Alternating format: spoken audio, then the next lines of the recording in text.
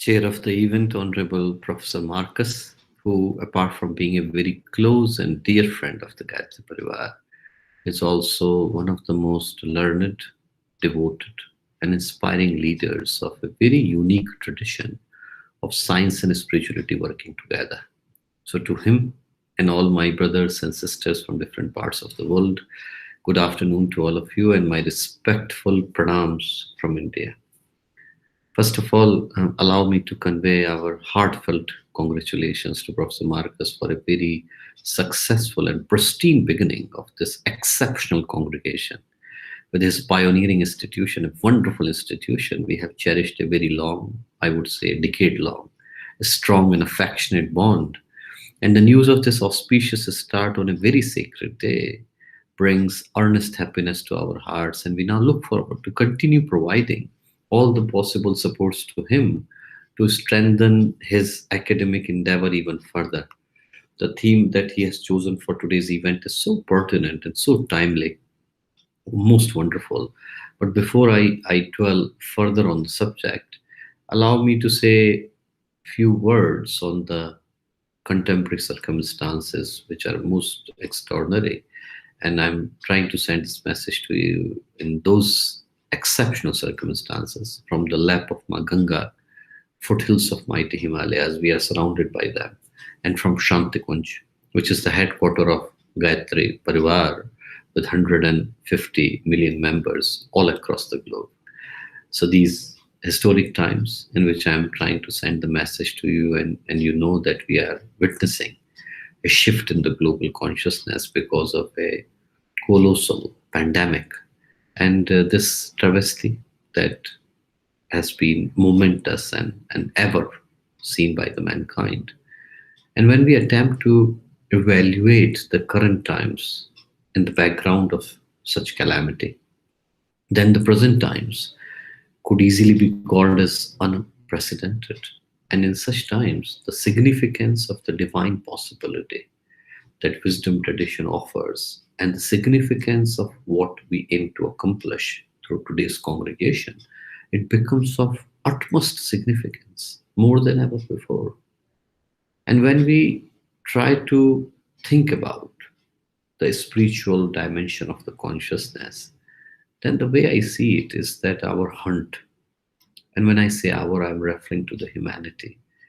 So our hunt as humanity together for perfection is coming from a deep instinct to discover an eternal and absolute and timeless truth. And that comes along with a desire to manifest the fullness of my hidden possibilities. Because I believe that deep down, each of us is trying to search for an eternal and final freedom. And without reaching to a higher consciousness, the life continues to give us a feeling of imperfection and incompletion. Somehow, there is a feeling that something is missing.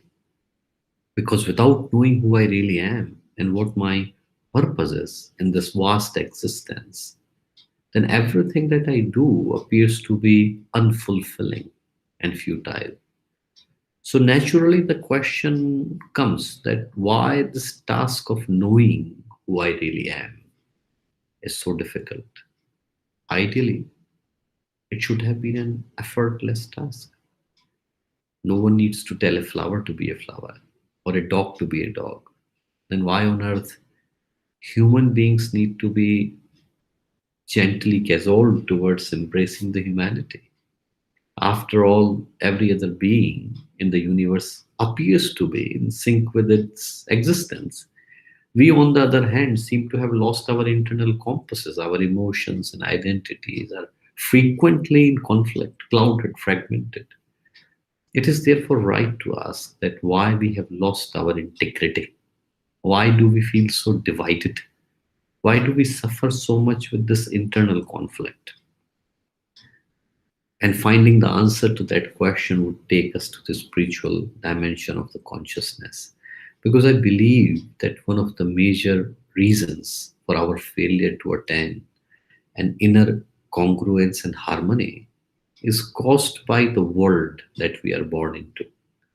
because our inner aspirations and the expectations of the world from us, they do not seem to be aligned together.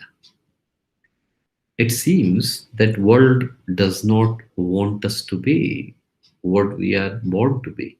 Look at the ideals that society parades in front of us, and look at the way those ideals are enforced upon each and every individual, so that most of us would always be doomed to live dissatisfaction because we are not that person, and along with an obsession of what I should be, while being completely unaware of the fact what I was born to be. Knowing what I was born to be is a transformation of the consciousness. And I'm trying to run after a very pseudo and fake identity. So, apart from a split personality, a fractured self, and a very unhappy individual, what else such an obsession can offer? The first step in the journey of finding peace within takes place by the transformation of the human consciousness. And the reason I use the word consciousness is because what I just talked about, everyone is aware of it and everyone is desperate to find a solution. But unfortunately, our efforts are focusing only on the external measures, like changing the law, changing the regulation, changing the acts, which are important, but they cannot bring a total transformative change unless there is a change in the mindset. The change that I talk about is not the one that happens if I change externally, like I change my clothes or I dye my hair or I get tattooed, but it is the substantive change in our personalities that Gurdev mentioned as global transformation of consciousness. And I believe it is important to, when I mention Gurudev, Pandit Sharma Acharya, it is important to mention what he did. He was such a prolific scholar of modern India that he wrote more than 3,000 books in Hindi and Sanskrit. Imagine that. And also started a revolutionary movement called Thought Transformation Movement, Vichar Kranti Abhiyan, which now has more than millions of members and thousands of centers worldwide. And he talked about inner transformation, Atmanirman, as the key to change the consciousness of the world. It is important to quote what he said on the current circumstances, and that he was writing in 1987. He said that while the current circumstances they look dark and gloomy, they should not bring fear or despair to us. Rather, we should embrace them like a call of action, because they are a sign. They are a sign that we are born at a time when entire mankind is called to accomplish a completely new level of collaboration between different nations, races, religions, sectors, society. For the first time in the history, all the people of the world are called to accomplish that they never accomplished before, which is to work together as one single family. And to accomplish that, you need to have a refined, elevated, higher consciousness. And at the end, as Professor Marcus has asked me to do, I would like to say a Rigvedic prayer that I have chosen for today's auspicious event. And this prayer is the cornerstone of dharmic traditions and also the founding philosophy of our organization called Gayatri Pariwar. So this is the mantra of Gayatri that I would do.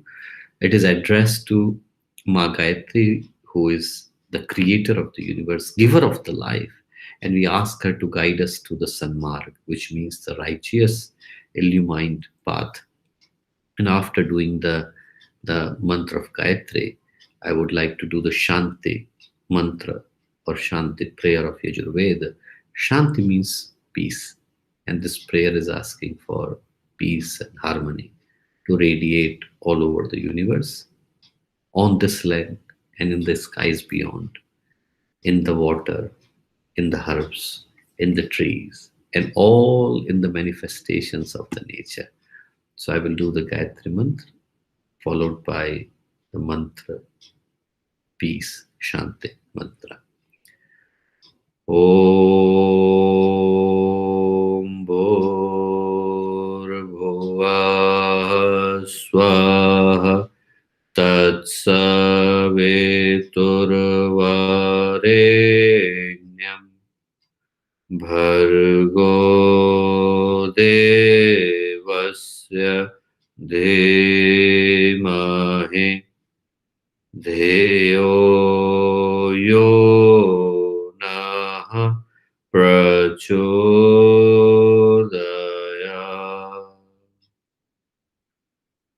ॐ द्यौः शान्तिरन्तरिक्षगुं शान्तिः पृथ्वेः शान्तिरापः